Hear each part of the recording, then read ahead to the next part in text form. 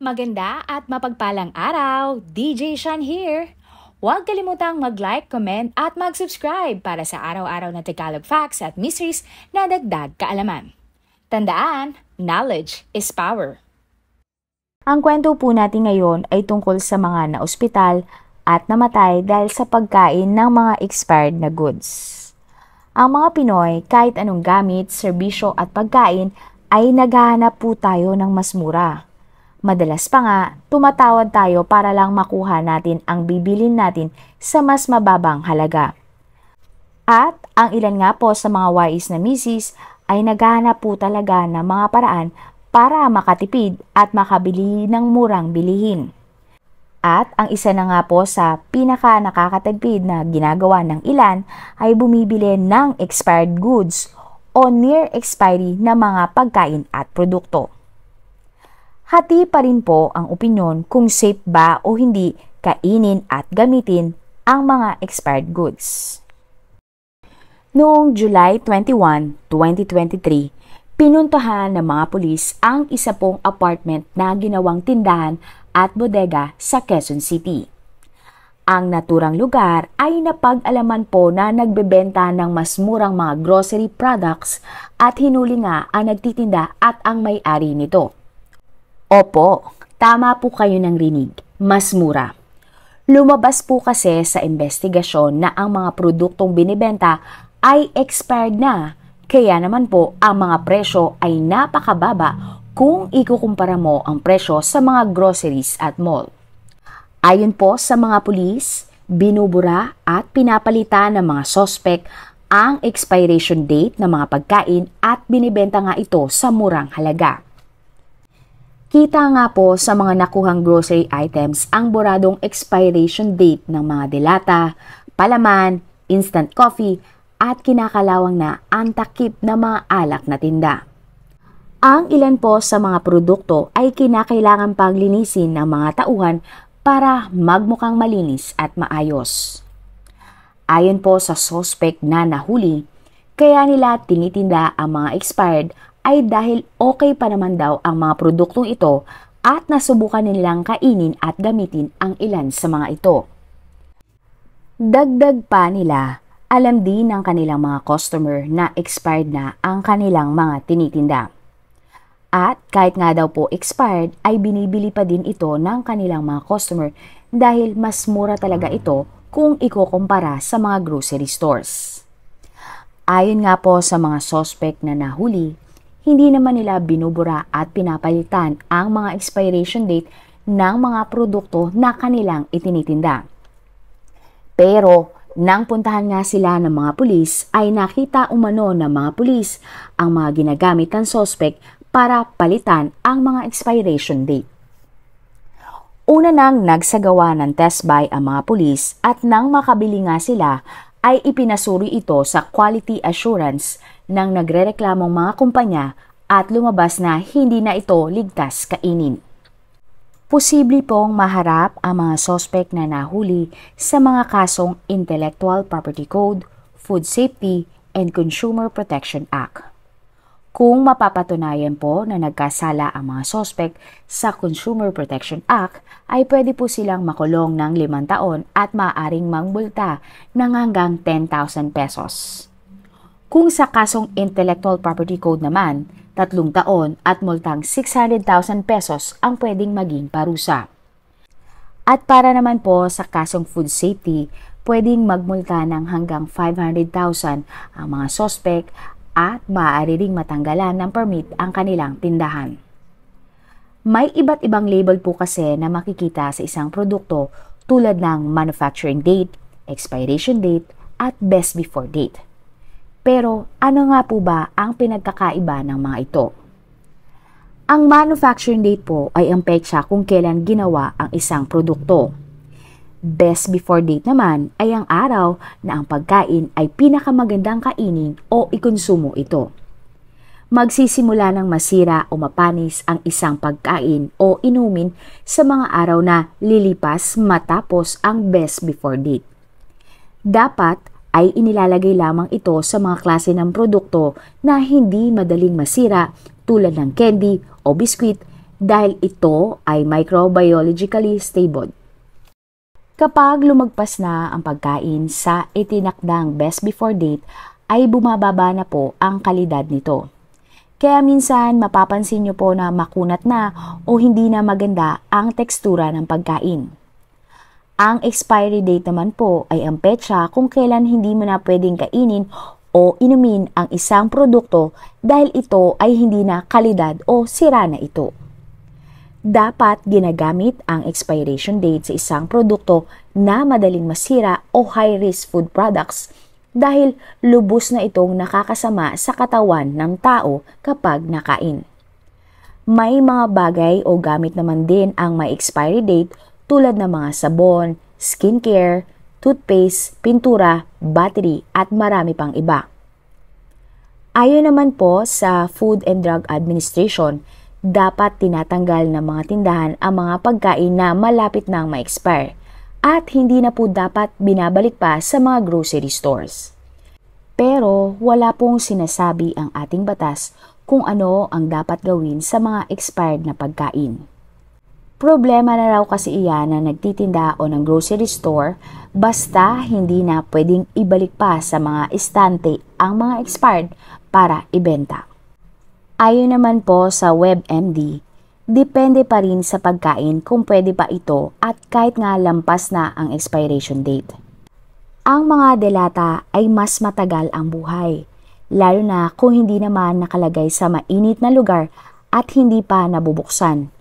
Pero kapag lumobo na ito at hindi pa expired, wag na daw subukan kung pwede pa dahil laso na po ang mga ito. Sa katunayan nga po, nang nagtrabaho ako sa Singapore sa isang kumpanya, pinauuwi po ng aming kumpanya ang mga expired naming items katulad ng mga vitamins, supplements at ilang gatas at consumable foods. Dahil kung hindi po ako nagkakamali, after na expiry date ay meron pang 6 na buwan o halos 1 taon bago mo talaga tuluyan tong i-dispose. Meron nga din po akong isang kaibigan na nagtatrabaho naman sa isang kilalang bake shop sa ibang bansa din na binibigay niya sa amin ang mga cake na hindi na po nila pwede ibenta sa kanilang stores. At lagpas na po yun sa best before product pero inuuwi po at pwede naman naming makain pa.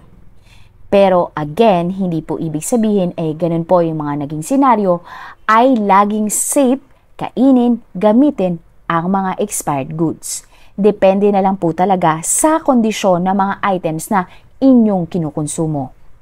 Sa mga sariwang pagkain naman tulad ng isda, karne at gulay ay madaling malalaman kung panis na nga o sira na ito. Sa itsura po kasi at amoy pa lang, 'di ba, nalalaman mo na.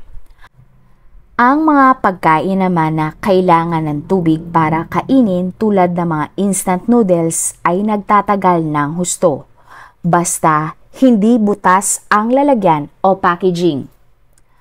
Ayon naman po sa isang doktor, kung nakainom ka ng expired na gatas pero kung hindi naman ganun kadami ay hindi naman ito nakakaapekto sa iyong katawan. Pero kapag nakadalawang baso ka ng gatas na expired, ay delikado na po ito. July 11, 2023, lumabas po ang isang balita na may isang 11-year-old na batang lalaki ang namatay dahil sa food poisoning kasi po kinain niya ang expired na lata ng sardinas at corned beef. 23 na mga katao naman po ang naospital dahil sa komplikasyon na tinamo dahil nga nakakain sila ng expired na pagkain. Nakuha po nila ang mga expired na delata sa isang bakanting lote sa Zamboanga City. Ayon po sa balita, itinapon ito ng truck driver dahil utos ito ng kanyang amo. Pero hindi niya po ito tinapon sa basurahan kundi sa bakanting lote nga kung saan nahanap ng mga biktima ang mga delata. Isang babae naman po sa Brazil ang 1 taong na ospital at naging paralisado dahil naman sa pagkain ng mga expired na pesto. Ang pesto nga po ay isang klase ng sauce na ginagamit sa paggawa ng pesto pasta. Ang babae po ay kinilalang si Doralice at 47 years old. Si Dora ay bumili ng pesto sauce noong December 31, 2021 pero ginamit at niluto niya ito ng January 2022. Nang binili niya ang pesto ay wala itong expiry date at walang sinabi sa kanya ang may-ari ng tindahan na kanyang pinagbilhan kung paano ito itatago. Suki din naman na si Dora sa nasabing tindahan. Matapos po niyang makain ng pesto ay nakaramdam si Dora na may kakaiba sa kanyang katawan. Hindi na siya makahinga at parang tinutusok ang dila niya kaya nag-drive siya papuntang ospital na umabot naman ng 20 minutes. Nang makarating na po siya sa ospital, hindi na niya magalaw ang kanyang katawan. Kinailangan pa niyang sumigaw para manirinig siya ng mga empleyado at tulungan. Naka-experience po siya ng pagsusuka at nahihirapang huminga. Kaya naman sumailalim si Dora sa CT scan at doon na nga nalaman ng mga doktor na siya ay paralisado na at halos dulo na lang ng kanyang daliri ang kaya niyang igalaw.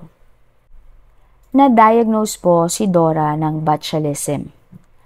Ang botulism po ay isang bihirang sakit na ang isang lason ay nagmumula sa bakterya at inaatake ang mga nerves ng katawan.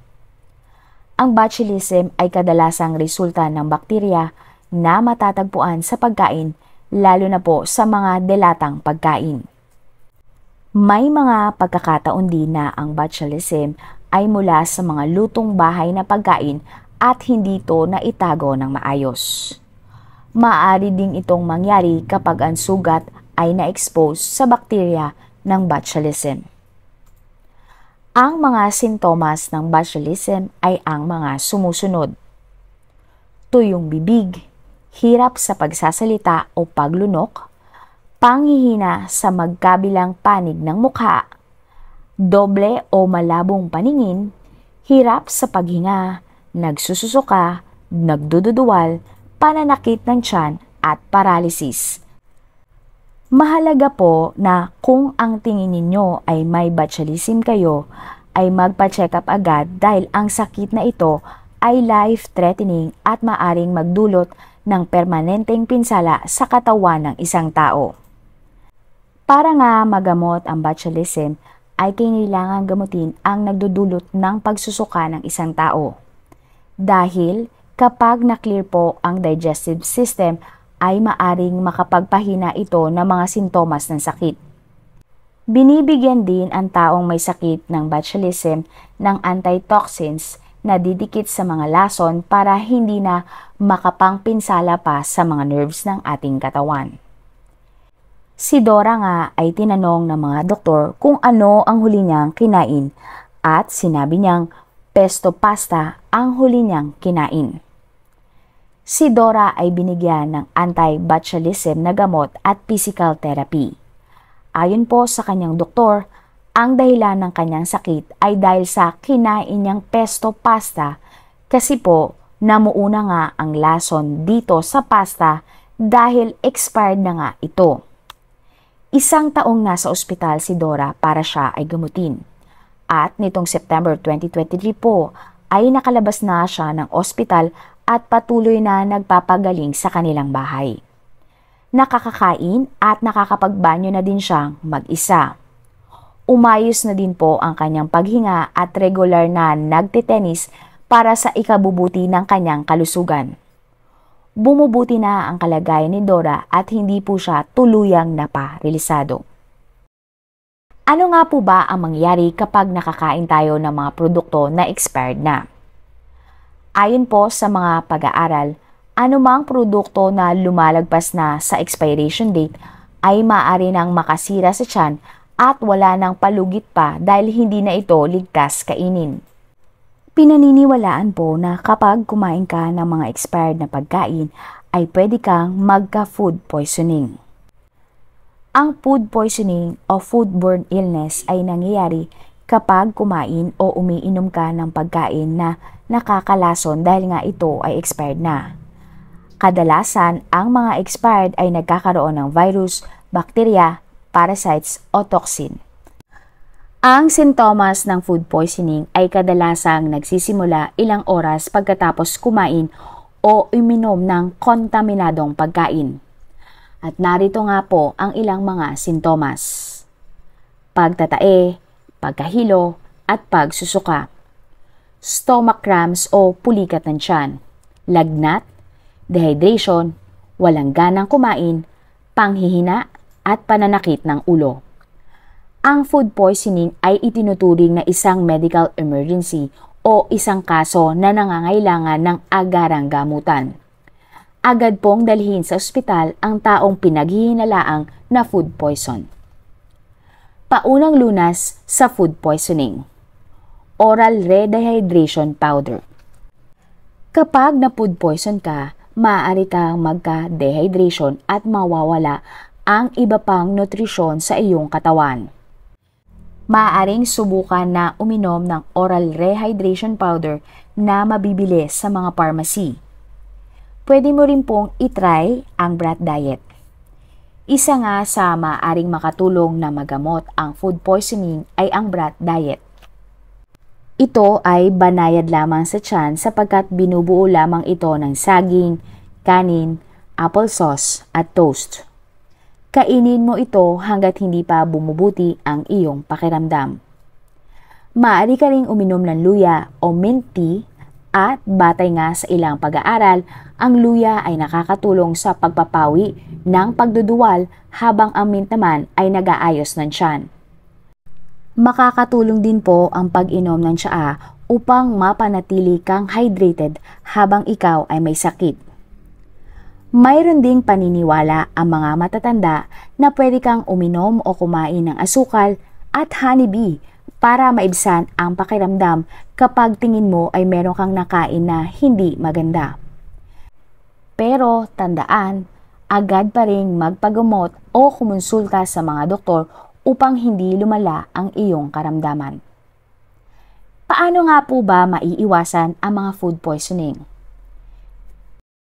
Regular na maghugas ng kamay kapag nagluluto ng pagkain o bago po humawak ng pagkain.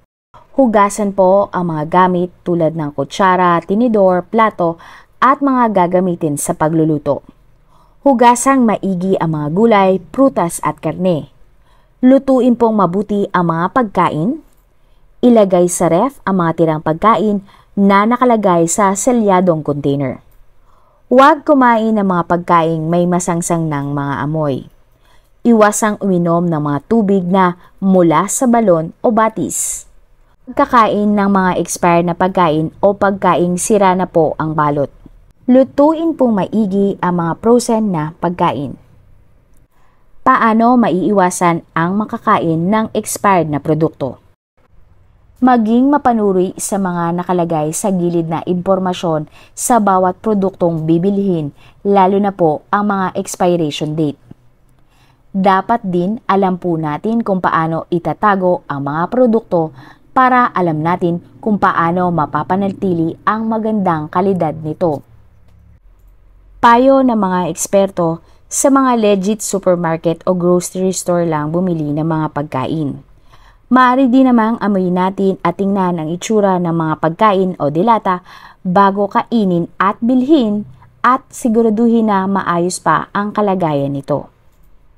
Dagdag kaalaman lang din po, madalas po tayong nakakakita ng mga expiration date ng mga dilata ay tumatagal lamang ng 1 hanggang 2 taon.